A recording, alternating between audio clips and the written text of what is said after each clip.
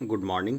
आज हम लोग टोटल जो है 50 क्वेश्चंस को डिस्कस करेंगे और जो क्वेश्चंस डिस्कस करेंगे उसमें से 36 क्वेश्चंस तो रिटेन फॉर्म में होंगे और लगभग जो है 14 क्वेश्चन जो है हम लोग वर्बली डिस्कस कर लेंगे।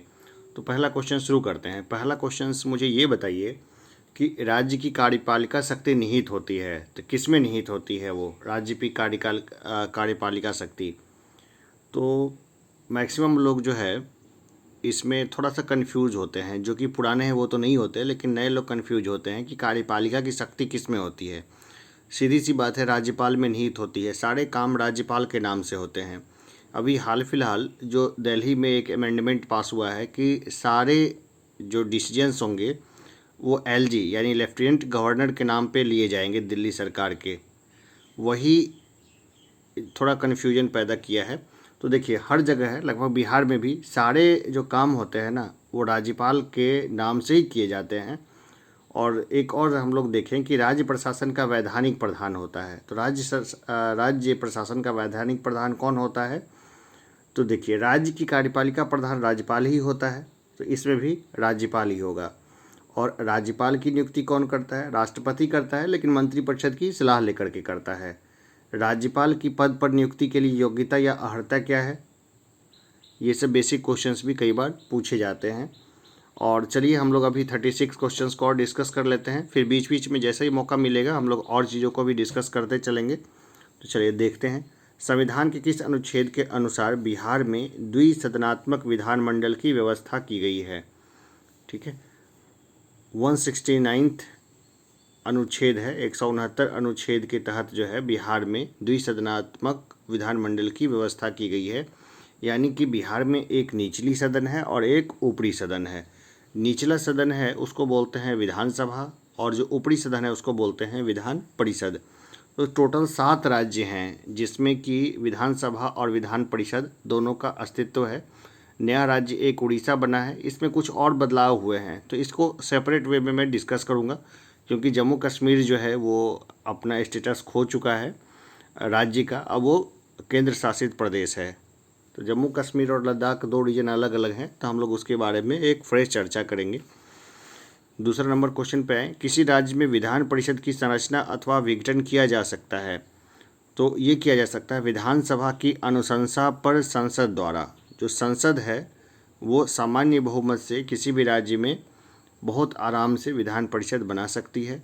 विधानसभा जब अनुशंसा करती है तो संसद जो है या तो उसका विघटन कर सकती है या फिर उसको बना सकती है विधान परिषद को। तीसरा देखें, पटना उच्च न्यायालय की स्थापना हुई, ये हुई 9 फरवरी 1916 को। कई बार ऐसे फैक्चुअल क्वेश्चंस जो है ना वो बीपीएससी या उससे संबंधित जो एग्ज़ाम्स होते हैं सीधे डायरेक्ट पूछ लेते हैं, तो ये सब ध्यान रहना चाहिए। जैसे पटना उच्च न्यायालय की स्थापना कब हुई, कई बार पूछते हैं पटना विमेंस कॉलेज की स्थापना कब हुई, कई बार पूछते हैं पटना कॉलेज की स्थापना कब हुई। तो ये सब बहुत बेसिक क्वेश्चन है, कई बार चलते फिरते पूछ लेते हैं। पटना यूनिवर्सिटी की स्थापना कब हुई। चौथे नंबर पे आए, उच्च न्यायालय के मुख्य न्यायाधीश एवं अन्य न्यायाधीशों की नियुक्ति करता है, तो ये करता है राष्ट्रपति। यहाँ पे कई बार कन्फ्यूजन की स्थिति होती है कि भाई राज्यपाल तो नहीं करता है नियुक्ति। तो देखिए, इसको बहुत ध्यान से देखिए कि उच्च न्यायालय के मुख्य न्यायाधीश एवं अन्य न्यायाधीशों की नियुक्ति करता है, ये करता है राष्ट्रपति। इनको जो ज्वाइनिंग लेटर दिया जाता है ना इन न्यायाधीशों को, वो कहाँ से मिलता है? वो प्राप्त होता है, उस पर राष्ट्रपति के सिग्नेचर होते हैं। राष्ट्रपति के सिग्नेचर जिस जिस काम पे होते हैं उसमें नियुक्ति किसके नाम पे होती है? तो वो राष्ट्रपति के नाम पर होती है। चलिए आगे देखते हैं, राज्य के महाधिवक्ता की नियुक्ति करता है, तो ये करता है राज्यपाल। महाधिवक्ता कौन होता है? तो राज्य के सबसे बड़े विधि अधिकारी जो होते हैं उनको महाधिवक्ता कहा जाता है। राज्य के सबसे बड़े विधि अधिकारी का काम क्या होता है? तो देखिए, क्या होता है कि सरकार को अपना पक्ष किसी न्यायालय में रखना होता है। कभी भी कोई भी समस्या होती है तो वैसे कंडीशंस में जो महाधिवक्ता जो होते हैं, यानी कि एडवोकेट जनरल इनको बोलेंगे अंग्रेजी में, तो एडवोकेट जनरल ही सरकार का पक्ष जो है किसी भी न्यायालय में जा कर के रखते हैं।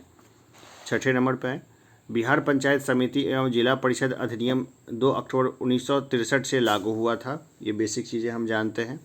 2 अक्टूबर 1963 से बिहार पंचायत समिति एवं जिला परिषद अधिनियम लागू हुआ था। जिला परिषद के क्या कार्य हैं, जिला परिषद के क्या कार्य हैं, कैसे ये होता है, इसको भी हम लोग आगे देखते हैं। 7वें नंबर पर है ग्राम पंचायत को लेकर के हम लोग प्रमुख बातों को देख लेते हैं।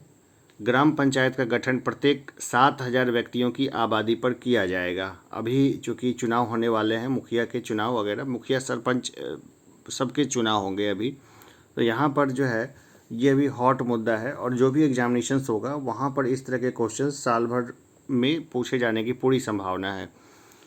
सारे टॉपिक्स को ही देख लेते हैं। ग्राम पंचायत का गठन प्रत्येक 7,000 व्यक्तियों की आबादी पर किया जाएगा। प्रत्येक 1500 आबादी पर ग्राम पंचायत के लिए एक सदस्य के प्रत्यक्ष चुनाव का प्रावधान है। ग्राम पंचायत का सर्वोच्च पदाधिकारी मुखिया होगा। क्लियर है, यहाँ पे किसी किस्म की कन्फ्यूजन की ज़रूरत नहीं होनी चाहिए। 8वें पर आते हैं। बिहार में पंचायत समिति का गठन प्रखंड स्तर पर होगा। पंचायत समिति के एक सदस्य का चयन होगा कितना पर, तो 5,000 की आबादी पर पंचायत समिति का गठन होगा। आगे देखें 9 नंबर पर देखें। बिहार पंचायती राज अधिनियम 2006 के अंतर्गत त्रिस्तरीय पंचायतों के स्थान या पदों में सभी कोटियों में महिलाओं को कितने प्रतिशत आरक्षण की व्यवस्था की गई है।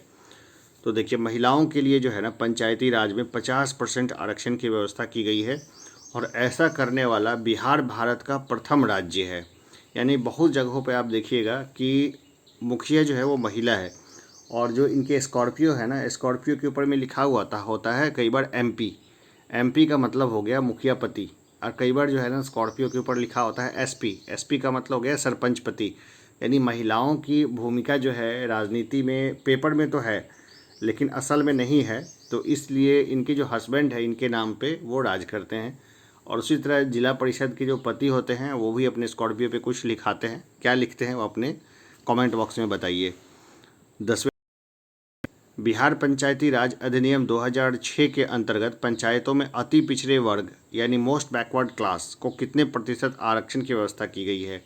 तो ये आरक्षण की व्यवस्था इनको 20% सीट्स जो हैं इनके लिए रिजर्व है।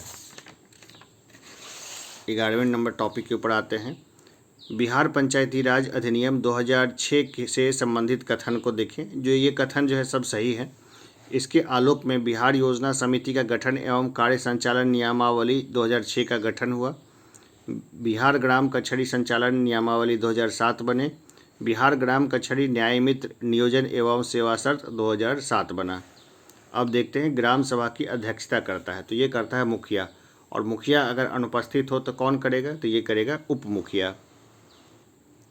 30 नंबर पे आए। ग्राम पंचायत का कोई सदस्य स्वयं लिखकर अपनी सदस्यता से त्यागपत्र देता है, किसको देता है, तो ग्राम पंचायत के मुखिया को देता है। मुखिया जिला पंचायत पदाधिकारी को अपना त्यागपत्र देता है। अब जिला पंचायत पदाधिकारी कौन होते हैं ये मुझे कमेंट बॉक्स में बताइए। मैं आगे के क्लासेस को कंटिन्यू रखूँगा तो उसमें मैं ये सब चीज़ें बताता रहूँगा। पंचायती राज अधिनियम 2006 में ग्राम पंचायत की बैठक के संबंध में बात करते हैं। ग्राम पंचायत की बैठक मुखिया द्वारा बुलाई जाएगी। ग्राम पंचायत की बैठक 2 माह में कम से कम एक बार होगी। 2 माह यानी 60 दिन में एक बार कम से कम ये बुलाई जाएगी। मुखिया जब भी उचित समझे तब और ग्राम पंचायत के सदस्यों की संख्या के कम से कम 1/3 सदस्यों के लिखित अनुरोध पर ऐसा अनुरोध प्राप्त होने के 15 दिनों के भीतर किसी तिथि को ग्राम पंचायत की विशेष बैठक बुलाएगा। 15 को हम लोग देखें टॉपिक नंबर पर। मुखिया को अविश्वास प्रस्ताव द्वारा हटाए जाने के लिए ग्राम पंचायत के मतदाताओं की बैठक की अध्यक्षता करता है, तो ये करता है जिला पंचायत पदाधिकारी। आगे हम लोग देखते हैं। अब देखते हैं पंचायत समिति को। पंचायत समिति में देखें तो प्रत्येक प्रखंड के लिए एक पंचायत समिति होगी। पंचायत समिति की कार्यावधि उसकी पहली बैठक की निर्धारित तिथि से अगले 5 वर्षों तक होगी, इससे अधिक नहीं होगी। तो अभी जो कोविड-19 को लेकर के जो चल रहा है हंगामा, तो इसमें अगर इलेक्शंस नहीं हुए मुखिया के टाइम पर, तो ऐसा नहीं कि वो कार्यवाहक मुखिया या कार्यवाहक जिला परिषद अध्यक्ष ये सब रह जाएंगे, ऐसा नहीं होगा। उन सब की जो शक्तियाँ जो है वो सीज हो जाएगी और संबंधित सरकारी जो ब्यूरोक्रेट्स है उनके हाथों में चली जाएगी। पंचायत समिति 2 माह में कम से कम एक बार बैठक करेगी। अब हम लोग जिला परिषद को देख लेते हैं कि भाई जिला परिषद क्या होता है। हम जानते हैं कि हमारे यहाँ क्या है, त्रिस्तरीय पंचायत व्यवस्था है। बिहार में त्रिस्तरीय पंचायत व्यवस्था है। तो उसी में जो उस कड़ी में जो उच्चतम व्यवस्था में है वो है जिला परिषद। जिला परिषद की कार्यावधि उसकी पहली बैठक की निर्धारित तिथि से अगले 5 वर्ष तक होगी, इससे अधिक नहीं होगी। यानी कि अभी इलेक्शन नहीं हुए ना, तो इनके पास कोई पावर नहीं रह जाएगी जिला परिषदों के पास। जिला परिषद की बैठक प्रत्येक 3 माह में कम से कम एक बार होगा। जिला परिषद का निर्वाचित सदस्य जिला परिषद के अध्यक्ष को त्यागपत्र देकर अपनी सदस्यता को त्याग सकता है। प्रत्येक जिला में एक जिला परिषद होगा। जिला परिषद अध्यक्ष अपना त्यागपत्र दे सकता है जिला दंडाधिकारी को। जिला परिषद उपाध्यक्ष अपना त्यागपत्र जिला परिषद अध्यक्ष को देता है। क्लियर है? यहाँ पे कन्फ्यूजन जैसी स्थिति नहीं है। कई बार जैसे कि पॉलिटी में लोग ये जानते हैं कि स्पीकर जो है अपना त्यागपत्र किसको देता है, ये मुझे बताइए कमेंट बॉक्स में अगर आपको ध्यान हो तो अगर इन सब कॉन्सेप्ट के ऊपर में अगर आप यहाँ पे चल रहे हैं तो क्वेश्चन गलत होने के चांसेस हो जाएंगे। इसलिए उस कॉन्सेप्ट को वहीं छोड़ दीजिए। मैं जो यहाँ बता रहा हूँ ना, इसको घोट लीजिए। जैसे जिला परिषद उपाध्यक्ष अपना त्यागपत्र जिला परिषद अध्यक्ष को देता है, और जिला परिषद अध्यक्ष अपना त्यागपत्र किसको देता है, तो वो देता है जिला दंडाधिकारी को। ठीक है, चलिए आगे देखते हैं। अब बात कर लेते हैं हम लोग ग्राम कचहरी की। प्रत्येक ग्राम पंचायत में एक ग्राम कचहरी होगा। सरपंच ग्राम कचहरी और उसके पीठों का अध्यक्ष होगा। ग्राम कचहरी यदि किसी विधि के अधीन समय से पहले उसे विघटित न कर दिया जाए तो अपनी प्रथम बैठक के नियत तारीख से 5 वर्षों की अवधि तक बनी रहेगी। ग्राम कचहरी का सरपंच उस ग्राम पंचायत की मतदाता सूची में नामांकित मतदाताओं के बहुमत द्वारा प्रत्यक्ष रूप से निर्वाचित किया जाएगा। अब हम लोग सरपंच और उपसरपंच देखते हैं। तो सरपंच और उपसरपंच जिला पंचायत पदाधिकारी को आवेदन देकर अपना पद त्याग सकता है। ग्राम कचहरी का कोई पंच कचहरी के सरपंच को स्वलिखित आवेदन देकर अपना पद त्याग सकता है। ठीक है, बहुत सिंपल है ये चीज़, लेकिन एग्ज़ाम में आएंगे तो कन्फ्यूजन पैदा करेगा, तो पहले 1-2 बार इसको पढ़ना ज़रूरी है। अपील की सुनवाई में ग्राम कचहरी में न्यूनतम पंचों की गणपूर्ति होनी चाहिए। तो न्यूनतम पंच होने चाहिए कितने, तो 7 होने चाहिए। ठीक है, और 19वें नंबर पे आए, जिला योजना समिति का सभापति होता है, तो ये होता है जिला परिषद का अध्यक्ष। जिला योजना समिति की का सभापति कौन होता है, तो जिला परिषद अध्यक्ष होता है, वो होते हैं। 20वें नंबर पे आए, नगर निगम सामान्यतः स्थापित किए जाते हैं, तो ये किए जाते हैं 3 लाख से ऊपर की आबादी पर। बिहार में नगर निगम की संख्या है, तो ये संख्या है 12। पटना नगर निगम में वार्डों की कुल संख्या है, तो ये संख्या है 72। पटना से संबंधित क्वेश्चन कई बार बार पूछ लिए जाते हैं, तो पटना को घोटना जरूरी है। बिहार के पटना एवं गया नगर में उन्नयास यानी इम्प्रूवमेंट ट्रस्ट का गठन हुआ, तो ये हुआ था 1965 में। गया एवं दरभंगा में 1984 में, पटना में 1967 में तथा मुजफ्फरपुर में 1975 में क्षेत्रीय विकास प्राधिकरण का गठन हुआ। 24वें नंबर पे आए, बिहार में नगर पंचायतों की संख्या है, तो ये है 87। ठीक है ना, लास्ट इलेक्शन अभी 2017 में हुए हैं। और आगे देखते हैं, नगर परिषद की संख्या है 46 और वार्ड है बिहार में टोटल 3193। तो ये सब तो पूछे जाने की संख्या शून्य के बराबर है। ठीक है, फिर भी हम लोग इस सारे डेटा को भी एक बार देख लेते हैं, क्योंकि ज़्यादा ही अंदर घुस गए हैं। फिर भी कई बार बीपीएससी क्वेश्चन बनाने के लिए और क्वेश्चन को हल्का सा लेंदी करने के लिए 10 क्वेश्चन ऐसे ज़रूर डालेगा जो कि यहाँ वहाँ से उठ के आएँ, और यही 10 क्वेश्चन जो है ना आपके रैंक को निर्धारित कर देते हैं कि आप इसमें मेरिट लिस्ट में यानी मेंस के लिस्ट में आएंगे या नहीं आएंगे, इसलिए घोटते रहिए। बिहार में प्रथम बार राष्ट्रपति शासन लगाया गया, तो ये लगाया गया 26 जून 1968 को। इसकी अवधि कब से कब तक थी, तो 26 जून 1968 से 26 फरवरी 1969 तक थी। आगे देखें, बिहार में राष्ट्रपति शासन 26 जून 1968 को लागू किया गया। उस समय राज्यपाल थे, तो उस समय राज्यपाल थे नित्यानंद कानूनगो। और बिहार में पहली बार राष्ट्रपति शासन लगाते समय मुख्यमंत्री थे, कौन थे, तो वो थे पहले बिहार के दलित मुख्यमंत्री भोला पासवान शास्त्री। अब तक राष्ट्रपति शासन बिहार में 8 बार लग चुका है। ठीक है, 29 नंबर देखें तो बिहार में अंतिम बार राष्ट्रपति शासन लागू किया गया, तो कब किया गया? 7 मार्च 2005 को। राज्यपाल उस समय थे बूटा सिंह। सबसे कम अवधि का राष्ट्रपति शासन जो था वो 7 दिनों के लिए था 1995 में। यह राज्य में छठी बार लागू किया गया राष्ट्रपति शासन था, जिसकी अवधि 28 मार्च 1995 से 4 अप्रैल 1995 थी। अब मुझे कमेंट बॉक्स में बताइए कि उस समय में शासन में कौन सा दल था और कौन मुख्यमंत्री था, ये मुझे लिख के बताइए। वैसे तो बहुत सामान्य है, थोड़ा सा ये दिमाग लगाएंगे तो आपको मालूम हो जाएगा। तो अब एक क्वेश्चन और बनता है, बिहार में 7 मार्च 2005 को राष्ट्रपति शासन लागू किया गया, तो ये लागू किया भारत के राष्ट्रपति द्वारा। देखिए राज्यपाल जो है ना, वो राष्ट्रपति शासन लागू नहीं करता है। राज्यपाल की अनुशंसा पर धारा 356 के तहत जो राष्ट्रपति शासन लागू होता है तो उसको लागू किया जाता है राष्ट्रपति के द्वारा। लेकिन शासन, चूँकि राष्ट्रपति कहाँ कहाँ शासन करेंगे, राज्य में जाके तो शासन करेंगे नहीं, तो राष्ट्रपति के नाम पर जो है राज्यपाल शासन करते हैं, लेकिन उसको कहा जाता है राष्ट्रपति शासन ही। राष्ट्रपति के नुमाइंदे होते हैं राज्यपाल, इसलिए राज्यपाल का ही शासन होता है, लेकिन फिर नाम किसका होता है? तो राष्ट्रपति का होता है। और जब तक राष्ट्रपति शासन होता है तब तक जो राज्य का जो मसला है उसके ऊपर में भी कानून बनाने का अधिकार संसद को प्राप्त होता है। चलिए हम लोग आगे देखते हैं, 32 नंबर पे आए। बिहार में 14वीं विधानसभा चुनाव के उपरांत सरकार गठन के पूर्व राष्ट्रपति शासन की अवधि थी, तो ये थी 8 माह 21 दिन, काफ़ी लंबा समय था ये। ठीक है, हम लोग आगे देखें, 33 नंबर क्वेश्चन देखें। भारतीय संविधान के भाग 6 में राज्य प्रशासन के लिए प्रावधान किया गया है।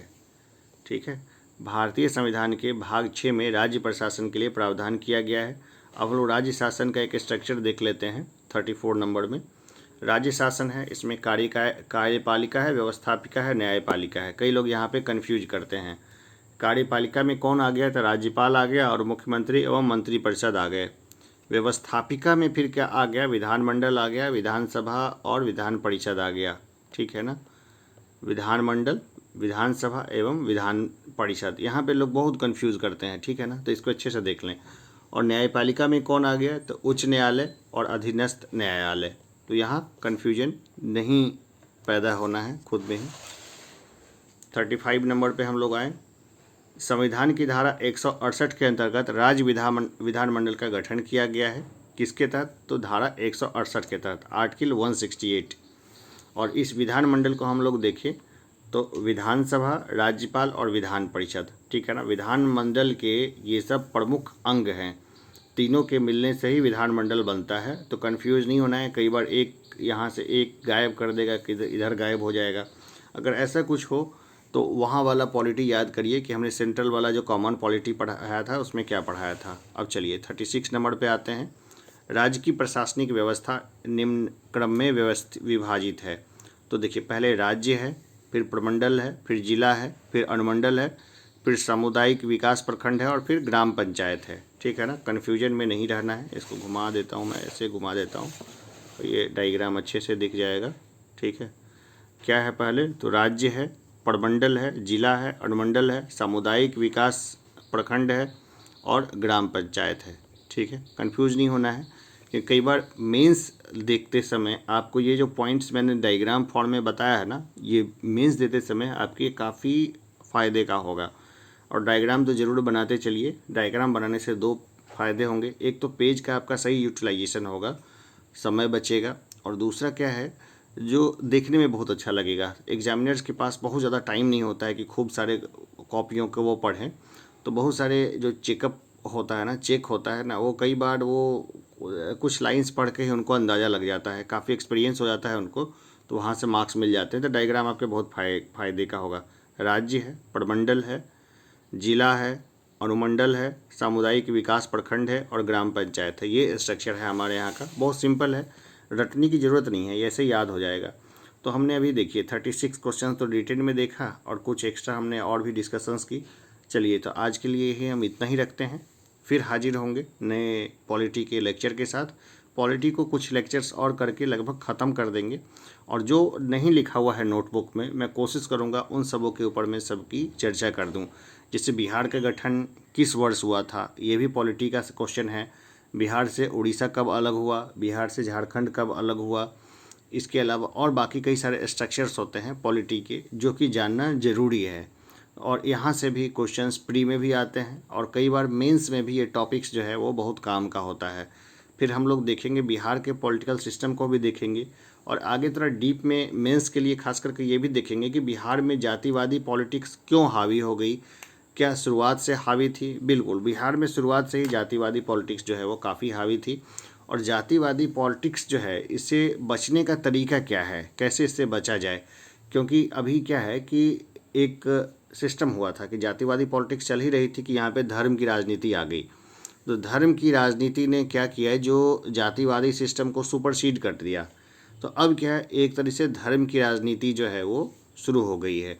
तो दोनों जाति और धर्म दोनों की राजनीति जो है वो खतरनाक है। राजनीति होनी चाहिए थी डेवलपमेंट की, लेकिन सिर्फ डेवलपमेंट का नाम होता है, डेवलपमेंट की रूपरेखा क्या हो इसके ऊपर में कोई बातचीत नहीं होती है कि भाई डेवलपमेंट चाहिए तो किस तरह का डेवलपमेंट चाहिए। क्या चमचमाती हुई सड़कें चाहिए, बड़े बड़े आलीशान बिल्डिंग्स चाहिए, और उस बिल्डिंग्स के नीचे में एक झोपड़पट्टी स्लम बस्ती चाहिए, या फिर ऐसा डेवलपमेंट हो जिसमें कि आम जन भी सहभागी हो, बहुत बड़े बड़े बिल्डिंग्स ना हो, बहुत चमचमाती हुई गाड़ियाँ ना हो रोड पर, लेकिन लोगों का जीवन स्तर बहुत अच्छा हो, यानी कि उनको चिकित्सा सुविधा बहुत अच्छी बेहतरीन मिलती हो, उनके बच्चों के लिए स्कूल्स बहुत अच्छे हों, और सभी लोगों के लिए साफ़ हवा पानी वगैरह की व्यवस्था हो। तो इन सब चीज़ों के ऊपर में हम लोग आगे डिस्कशंस करते रहेंगे। आज के लिए इतना ही, धन्यवाद।